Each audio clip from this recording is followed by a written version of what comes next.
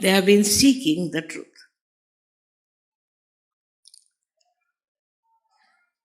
In a very difficult times, they have been wanting to know what is the truth. And this difficult time itself has served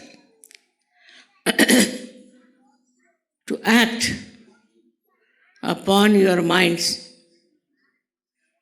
that what is happening in this world, whatever we are seeing around us, in the whole world also, there's something definitely very wrong, and we have to go beyond.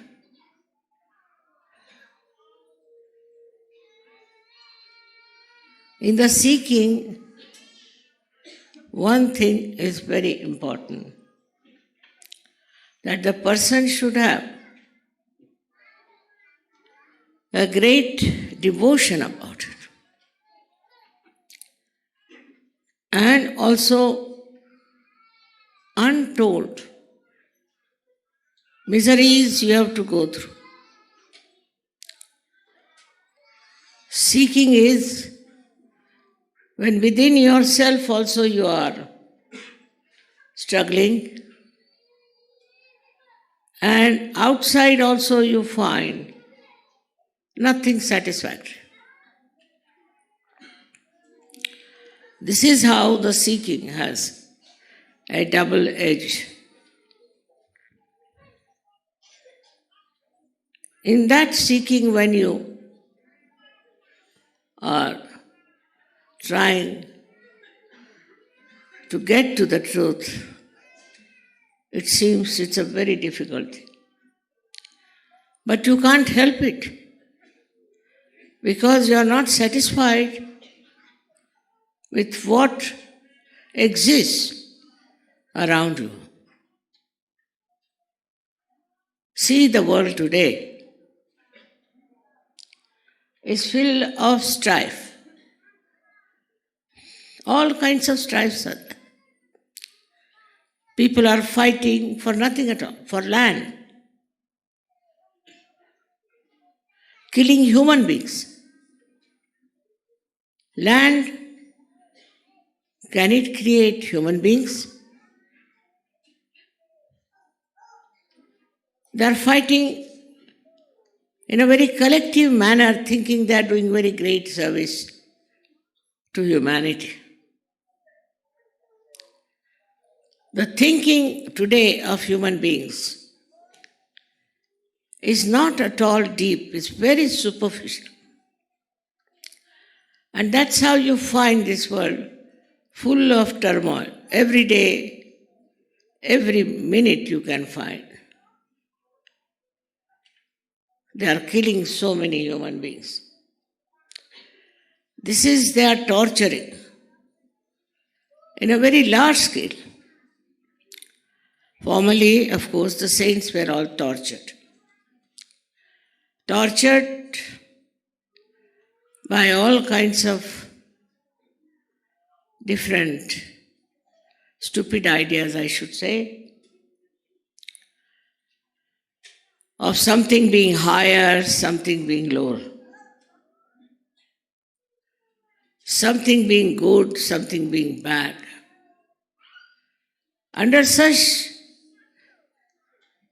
ideas, they combined together and worked out all kind of aggression all over the world, all over.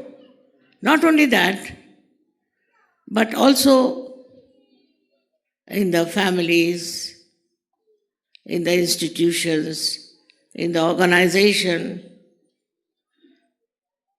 thinking that they were very right, they were very good, and they tried to aggress other personality. So many people thought it's better to fight it back. And they started fighting it out collectively it doesn't work out. This fighting doesn't work out because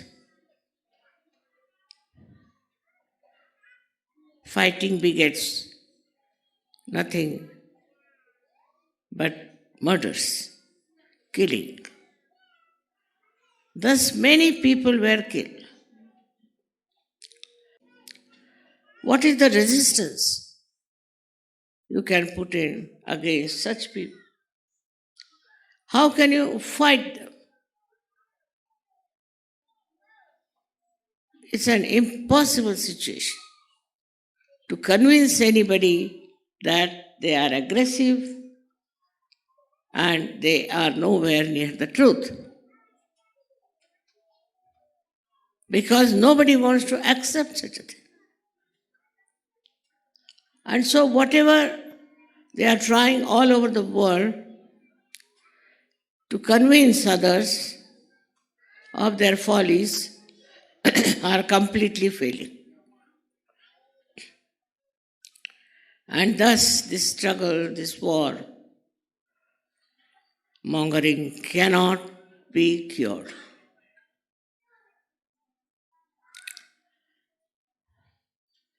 We have to accept that human beings are not at that level to understand what's wrong with them. They do not want to accept.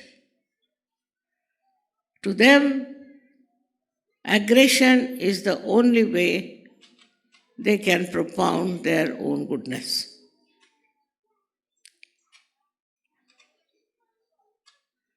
So what is the solution?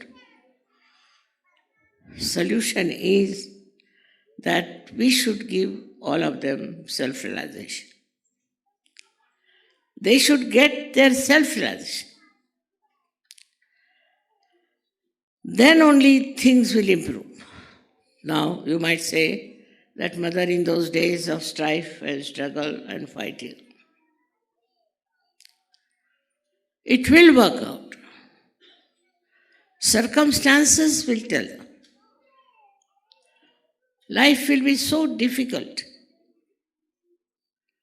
with all the time weapons hanging on their heads that they'll have to also seek the truth. It has to be done very genuinely. If they are seeking the truth, they'll be surprised that this world is one. All human beings are one. And that is the destiny of human beings. But for that, so many are to be killed. So many are to be destroyed. Because they don't learn lesson in an easy way.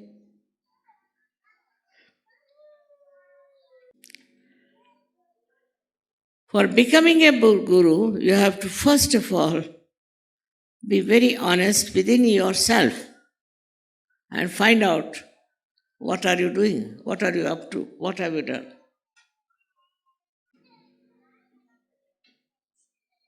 Another would say that I had to be immoral. This is the biggest thing human beings have, is justification. Animals don't have.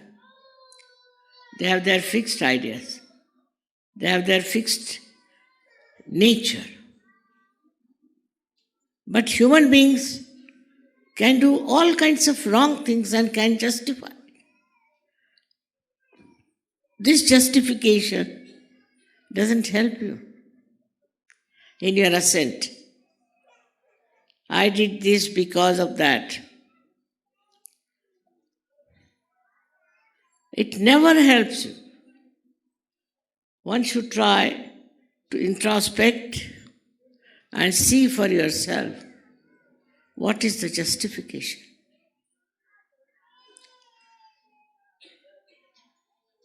So when you start supporting yourself in doing all kinds of opposite things, how can you rise? How can you ascend? All the time you are trying to descend. So purification within is only possible if you can see yourself clearly. If you can't see, how will you purify? If I can't see in the mirror, how will you see what's wrong with my face? So when you start seeing the truth and comparing yourself with that, then only you can clear out yourself. But the identification should be with the truth. For example, you see in the mirror your face and you find something wrong. You are not identified with that wrong, but you are identified with your own face. And so you clear it out, cleanse it out. In the same way, if you are identified with yourself, you cannot get rid of it. When you are climbing ahead into the new path of righteousness, of goodness, of compassion and love, you should see yourself, watch yourself. What are you doing? Where are you going? How far you are stooping? You should not cheat yourself. Let others cheat you. Let others do whatever they like. Let others try to kill you, but don't you kill yourself. You don't cheat yourself. So you have your self-respect and you have your self-honor, which you value more than anybody else. And you don't yield to anything that will spoil your image in the mirror. This is the first step is of introspection.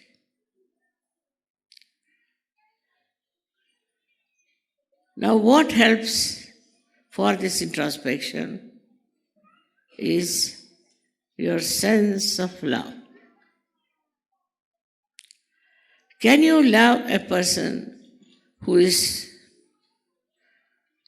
distressful, one who is aggressive, one who is hot-tempered, one who cheats you?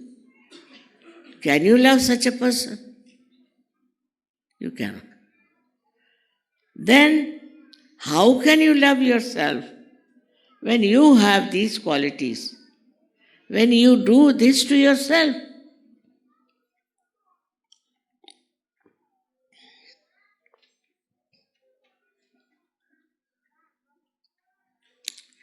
So the first thing is the pure love for yourself.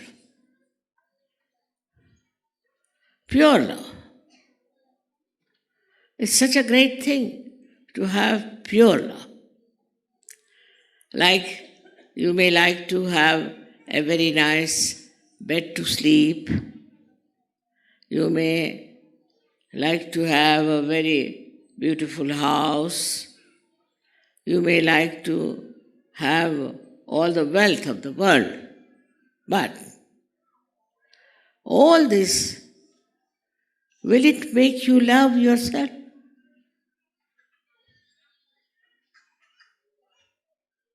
If you love yourself, you don't want anything. Because you enjoy yourself. To enjoy yourself is the greatest enjoyment.